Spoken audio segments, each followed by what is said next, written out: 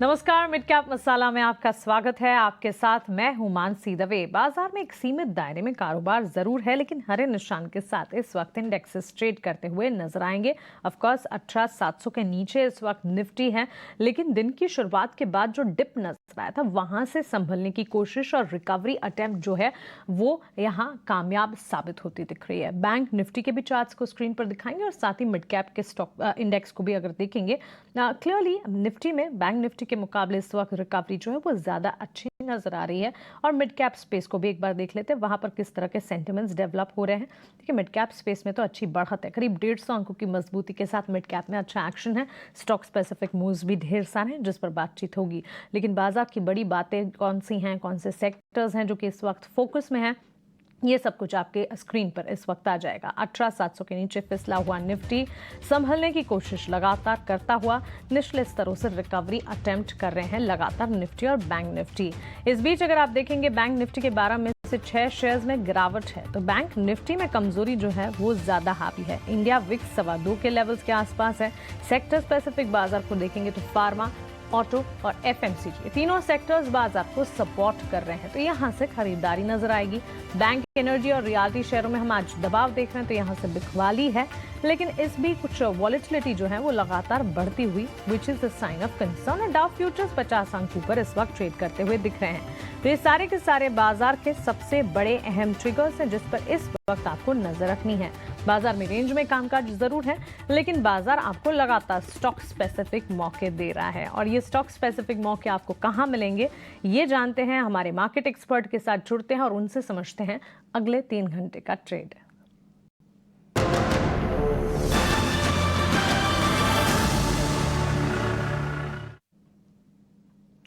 हमारे साथ इक्विटी 99 के राहुल शर्मा अब जुड़ गए हैं। राहुल, गुड आफ्टरनून, स्वागत है आपका 89 स्वदेश पर। बताइए अगले 3 घंटे के ट्रेड क्या हैं, इंडेक्स वाइज मार्केट आपका पार्टिसिपेशन कैसा देख रहे हैं आज आप, और साथ ही स्टॉक्स कौन से हैं आपके रेडार पर? जी, बिल्कुल मानसी, और thank you for having me on the show, और सभी दर्शकों को मेरा नमस्कार। देखिए, डेफिनेटली बाजार जो है वो आज के सेशन अगर देखें तो सीमित दायरे में ही काम कर रहा है, जैसा कि आप भी बता रहे थे हमारे दर्शकों को। देखिए, डेफिनेटली जिस तरीके से अभी पिछले वीक के जो कुछ सेशंस निकले, जहां बाजार में काफी दबाव भी देखने को मिला, स्पेशली मिड कैप्स में हमें काफी ज्यादा बिकवाली हावी होती हुई दिखी। वहां अब अगर इस हफ्ते की शुरुआत में हम देख रहे हैं तो अभी भी हरे जोन में, ग्रीन जोन में पूरा बाजार काम कर रहा है। और सबसे बढ़िया बात यह है कि यहाँ पे मिड कैप्स और स्मॉल कैप्स की तरफ से भी पार्टिसिपेशन बहुत ही अच्छी तरीके से बन के आ रहा है। मेरा मानना है कि जो बैंक निफ्टी अभी लैग कर रहा है, वो आने वाले दिनों में दोबारा आपको चमकता हुआ दिखेगा। और जो अभी हाल फिलहाल की जो मार्केट की ओवरऑल ब्रेथ है, वो मेरे को काफी पॉजिटिव लगती है और कहीं ना कहीं हेल्दी इंडिकेशन दे रही है कि एक एक हल्की सी बिकवाली के बाद में अगर कंसोलिडेशन पे यहाँ पे होता है मानसी, तो मुझे लगता है कि वो मार्केट के लिए काफी अच्छा होगा। निफ्टी अगर पर्टिकुलरली बात करूं तो on the immediate basis upside अगर हम देख रहे हैं तो 18,700, 18,750, 18,800, ये कुछ ऐसे लेवल्स हैं जो कि सीमित दायरे में अगर बाजार काम करता है तो ये हर्डल्स का काम करेंगे on the upside journey.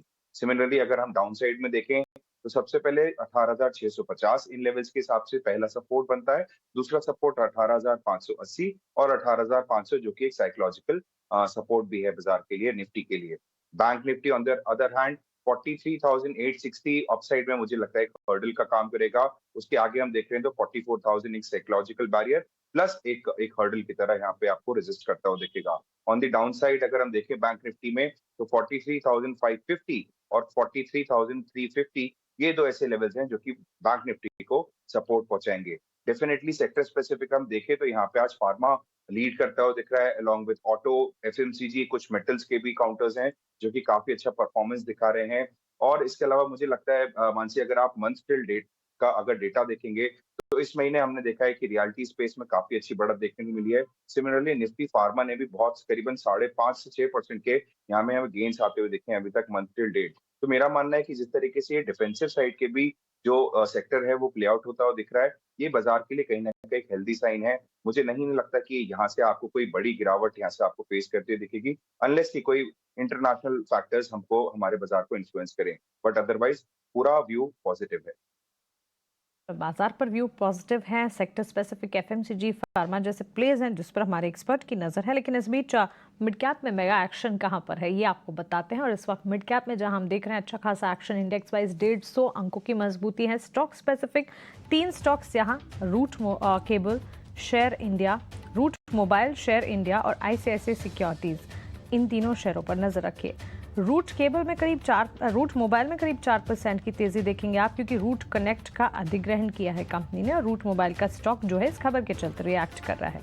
Share India में भी खरीदारी है। रिटेल निवेशकों के लिए बीटा वर्जन लॉन्च किया है, तो एक प्रोडक्ट इनोवेशन के चलते शेयर इंडिया का स्टॉक भी आज पॉजिटिवली रिएक्ट कर रहा है। और आईसीआईसीआई सिक्योरिटीज, आज सुबह बाजार खुलने से पहले ही हमने इसका जिक्र भी किया था, आपको बताया भी था। खबर क्या है, बोर्ड बैठक में डीलिस्टिंग पर विचार होने वाला है। इससे ठीक पहले आप देख रहे हैं आईसीआईसीआई सिक्योरिटीज के स्टॉक प्राइस में एक मूवमेंट नजर आ रही है। ये तीनों शेयर्स हैं जिस पर आज फोकस है, रूट मोबाइल, शेयर इंडिया और आईसीआईसीआई सिक्योरिटीज। लेकिन इसके अलावा भी एक्शन है कई सारे मिड कैप काउंटर्स में। मिड कैप थीम्स भी है और मिड कैप से जुड़ी खबरें भी हैं जो कि आपके सामने हम रखने जा रहे हैं। हमारे साथ अंश जुड़ गए हैं। अंश से समझते हैं मिड कैप में इस वक्त स्टॉक स्पेसिफिक एक्शन कहाँ नजर आ रहा है। गुड आफ्टरनून अंश, बताइए। गुड आफ्टरनून मानसी जी। सबसे पहले शुरुआत करते हैं मिड कैप गेनर से और इस लिस्ट में सबसे पहला नाम आ रहा है पीबी फिनटेक का। जैसे कि आप देख सकते हैं अपने स्क्रीन पर, स्टॉक 7 से 8% की तेज़ी के साथ ट्रेड कर रहा है और स्टॉक ने आज 52 वीक हाई भी टच किया है। इसके साथ साथ अडानी पावर, औरोबिंदो फार्मा और लॉरस लैब जैसे स्टॉक में भी तेज़ी नज़र आ रही है।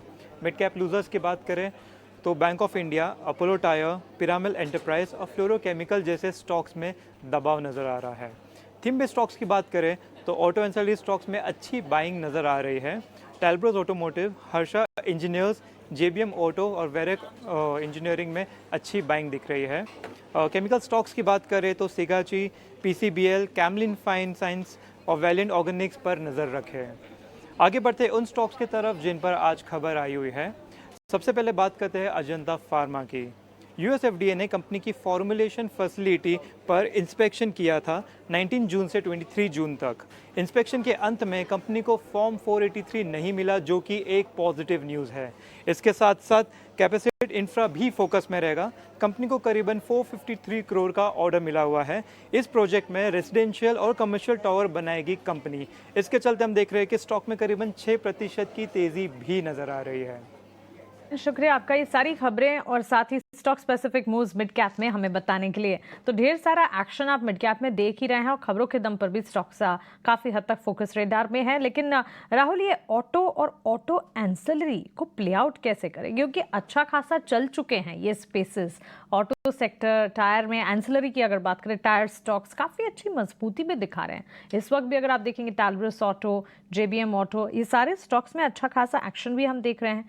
एंड आई थिंक आपने अपने ट्रेडिंग आइडियाज भी अभी तक नहीं बताए जिसमें ऑटो और फार्मा से जुड़े स्टॉक शामिल हैं, तो वो भी बता दीजिए। बिल्कुल मानसी, सबसे पहले स्टॉक डिस्कस करता हूँ जो मैंने आज के लिए सिलेक्ट करें। और डेफिनेटली जो ऑटो पैक है उसमें ऑटो इंसिलरी मेरा हमेशा से फेवरेट रहा है। और यहाँ पे कुछ कुछ ऐसे सिलेक्टिव काउंटर्स हैं जहाँ पे आपको कंटिन्यूस ग्रोथ देखने को मिली है। मैं सबसे पहले डिस्कस करना चाहूंगा जेबीएम ऑटो को, जहाँ पे आपको एक ऑलरेडी काफी अच्छा मूव हमें देखने को मिल चुका है। आप अगर मानसी, अगर इस स्टॉक को पर्टिकुलरली अगर गौर करेंगे तो इसी ईयर की शुरुआत में, यानी कि 2023 की ही शुरुआत में, जब ये स्टॉक करीबन ट्रेड कर रहा था 470 लेवल्स के आसपास, वहां से स्टॉक ऑलमोस्ट एक 60 मतलब काफी अच्छी ग्रोथ दे चुका है। अभी 1000 रुपीज के ऊपर ट्रेड कर रहा है और यहाँ से भी इसमें कोई भी ऐसे संकेत नहीं आ रहे हैं जो कि रिवर्सल का साइन दे या फिर ओवरबॉट होने का साइन दे। मेरा मानना है कि जेबीएम ऑटो एक ऐसा काउंटर है जहाँ पे आपको आने वाले समय में और भी अच्छी चाल आती हुई दिखेगी, इसलिए आज इसको सिलेक्ट कर रहा हूँ। 1100 रुपए का लक्ष्य है। अगर आप इसके चार्ट्स देखेंगे तो वहां पे एक बहुत ही अच्छा पैटर्न बना हुआ है और ब्रेकआउट्स के साथ में अभी भी इन लेवल्स पे मौजूद है। मेरा मानना है कि आप जेबीएम ऑटो में अगर करंट लेवल्स पे भी अगर खरीदारी करते हैं तो 1020 रुपए के स्ट्रिक्ट स्टॉप लॉस के साथ में आप इसको ट्रेड करें और यहाँ से 1100 रुपए के लक्ष्य के लिए आप इसके साथ में आप ट्रेड बना सकते हैं। सेकंड सिलेक्शन आज जो फार्मा स्पेस से मैंने चुना है वो है स्ट्राइड्स फार्मा, जो कि 424 425 रुपए के आसपास ट्रेड कर रहा है। और मेरा मानना है कि जिस तरीके से इस स्टॉक ने अभी तक परफॉर्मेंस दिखाई है अपने समय में, और आने वाले समय में मुझे लगता है कि इसमें और भी आपको अच्छी चाल आती हुई दिखेगी। इसलिए मैं स्ट्राइड्स फार्मा को यहाँ पे सिलेक्ट कर रहा हूँ with a target level of 460 और स्टॉप लॉस हमें यहाँ पे बना के चलना होगा 410 रुपए का।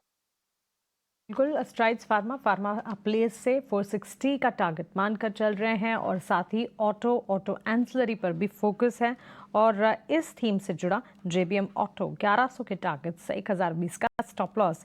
लेकिन जहां ऑटो एंसिलरी की बात हो रही है राहुल, कार्बन ब्लैक्स इंडस्ट्री से जुड़ी एक कंपनी फिलिप कार्बन, एक तो ये मोनोपोली एंजॉय करती है क्योंकि ये टायर्स में जो कार्बन ब्लैक का इस्तेमाल होता है उसे बनाती है, तो क्लियरली ये एंसिलरी की भी एंसिलरी स्टॉक हो गई और ये काफ़ी ज़्यादा मूवमेंट इन दिनों दिखा रहा है। पिछले 6 महीने में अगर देखेंगे तो कुछ ज़्यादा आपको करीब 20-25% तक के ही मूव्स दिखेंगे, लेकिन इन दिनों पिछले हफ्ते से लेकर अब तक अगर आप देखेंगे PCBL के चार्ट्स ने काफ़ी हद तक एक्शन दिखाया है और ये स्टॉक एक ऐसा स्टॉक है जो रेंज में फंसा रहा, लेकिन अब ये मूवमेंट पॉजिटिवली दिखाया जा रहा है। क्या राय होगी, यहाँ से क्या और ज़्यादा अप मूव्स देखने को मिलेंगे? 148 में काफ़ी हद तक का टाइम निकाला इस स्टॉक ने, अब 158 के पार जाता हुआ।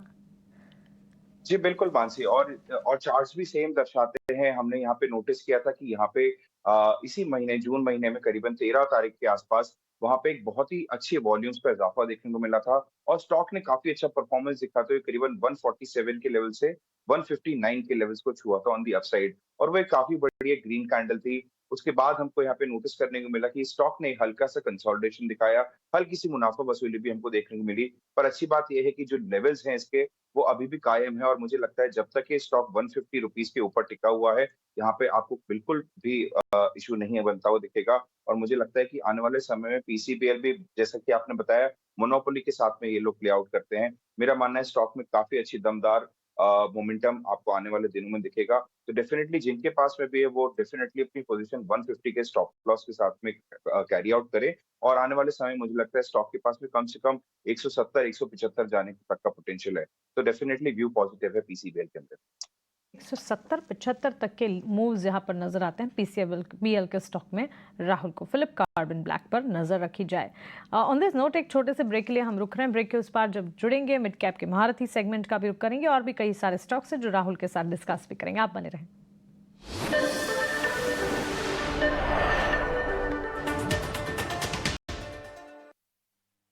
No one in my family is a lawyer, so I wanted to be the first. Future-ready law professional in this legally advanced world. And to be a top lawyer in today's age needs a hand-on training and experience. Yes, I'm talking about Bennett University's 5-year law program. Social media, AI, crypto, NFT, moot court training from first year, internships in High Court and Supreme Court. Bennett completely redefined the meaning of the word law. That's what is preparing me today. Idea Forge Technology Limited launches an initial public offering of equity shares of face value of 10 rupees each through the book building process with a price band of 638 rupees to 672 rupees per equity share. Bid offer opens on June 26, 2023 and closes on June 29, 2023. For risk factors and more details in relation to the offer, please refer to the RHP available on the websites of SEBI, the BRLMs and the stock exchanges.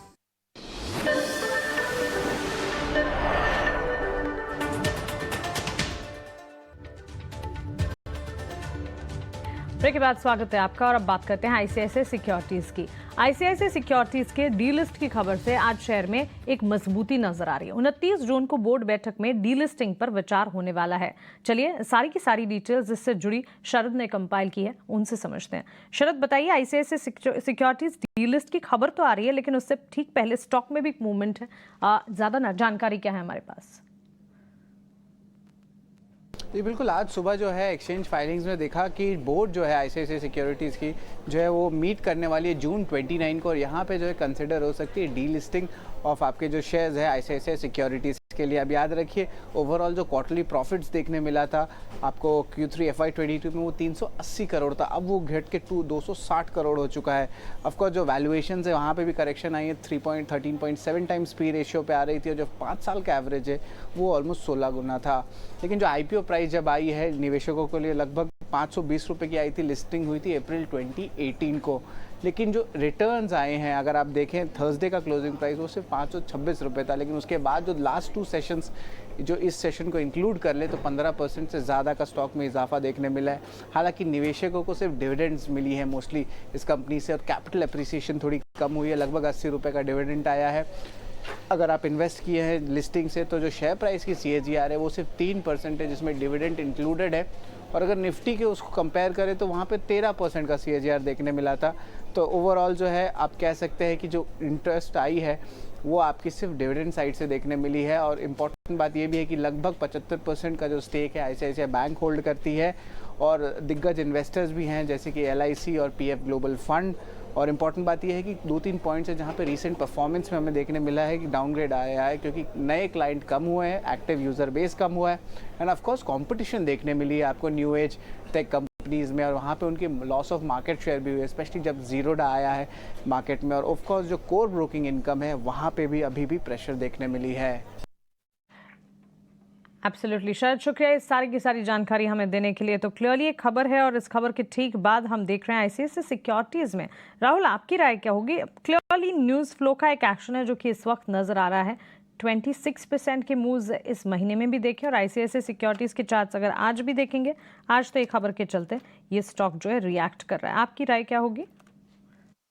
देखिए, definitely अब मैं अगर technical राय इस पे अगर मानसी दूंगा तो यहाँ पे जिस तरीके का गैप अप आज फॉर्म हुआ है ऑन चार्ट्स, वो हमें देखना होगा कि यहाँ पे अब कितना सस्टेन करता है। और मेरा मानना है कि ऑन दी अपसाइड इसके पास में एक बड़ा रेजिस्टेंस है जो कि करीबन 670 रुपए के आसपास प्लेस्ड है।